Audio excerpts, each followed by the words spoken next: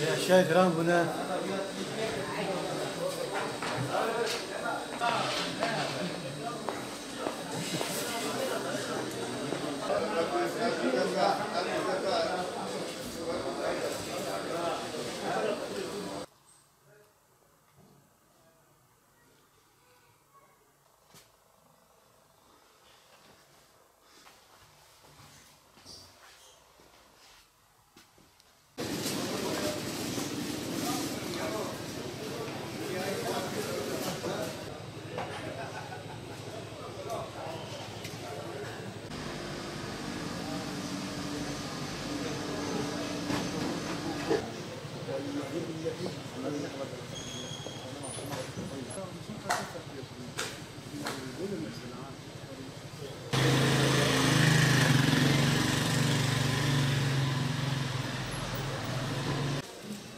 Şey varmış gibi.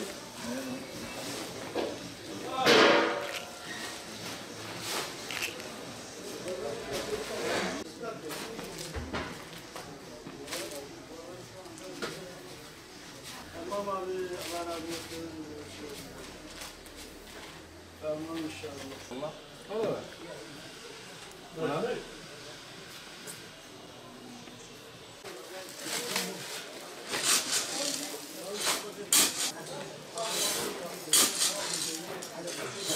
Son zamanlarda bakliyat fiyatları çok büyük zamlanmış.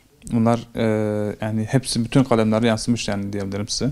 Mesela bulgur 3-4 liraya sattığımız bulgur bugün 10 lira para olmuş. 9-10 arası değişiyor. Aynı şekilde pirincin fiyatı mesela biz 6 ile 8 arası satarken bugün 14-15 lira olmuş hani fiyatları. Nohut da aynı şekilde mesela 6-7 liraya sattığımız nohut bugün 14-15 lira olmuş. Mercimek fiyatı zaten uçmuş. Mercimeği 5-6 liraya satıyorduk en fazla yani fiyatları. Şu anda 15 ile 20 arası fiyatlar olmuş mercimeğin. Yani şu anda yerinde sabit kalan sadece fasulye diyebiliriz yani. O niye? O da yani ahlat diyebiliriz yani. Ahlatın üretiminden dolayı kaynaklanıyor diyebiliriz yani. Son 6 ayda bakliyatta ortalama %100'ün üzerine geldi fiyat diyebilirim size. Fabrikaya biz şimdi sipariş veriyoruz. Fabrika örnek veriyorum bize yok çekiyor. Elimizde yok diyorlar. Bunu da yani bilerek yapıyorlar. Bilerek yapıyorlar ki bir hafta 10 gün sonra üstüne bir zam atıp da piyasaya sürüyorlar aynı şekilde. Bu da hem bize yansıyor hem tüketiciye yansıyor. Şu anda alım gücüm hem bizim hem milletin düşmüş durumdadır. Eskiden mesela sipariş olarak söylesem don bazında sipariş verdiğimiz zaman yani 5-6 ton sipariş veriyorduk. Bugün çuval bazında alıyoruz yani. Yani sipariş vermemize rağmen bize göndermiyorlar. Yok çekiyorlar. Eskiden çuval çuval alan vatandaş bugün kilo kilo alıyor. Öyle söyleyeyim size. Yani çok fark oynamış. Bu fiyatların yükselmesi milleti de çok etkilemiş durumda şu an. Bu şekilde devam ederse her hafta yükselir fiyatlar. Gelen bir gün diğer günü aratıyor yani.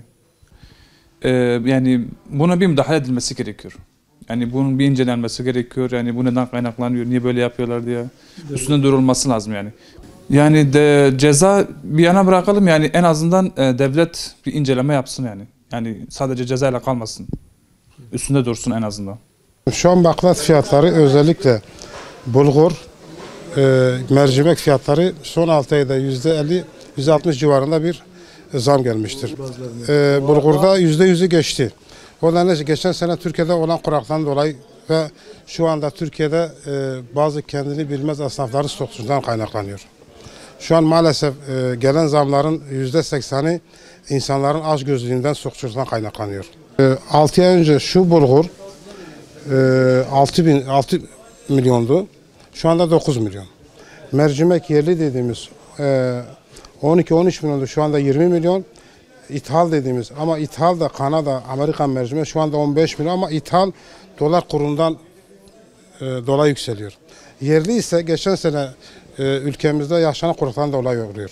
Şu anda mesela bulgur kuraklıktan dolayı, mercimek kuraklıktan dolayı, nohut kuraklıktan dolayı ve artı stokçuluktan dolayı. Yani Türkiye zengin bir ülke. Türkiye'de her şey bol ama maalesef kendi bilmeyen bazı stokçular buna sebep oluyor. Devletin birimleri var. Gıda sektörüyle uğraşan birimler var. Bunları denetlesinler. Stokçuluğa karşı yol vermesin. Çok hassas bir süreçten geçiyoruz. Hani ekonomik kriz hakikaten zor. Ama bu ekonomik krizi yapan da bazı stokçulardı. Devlet bunlara önlem alsın. Türkiye'de mal var, mal çok. Ama maalesef kendi bilmez stokçular daha çok kazanmak için stok yapıyorlar.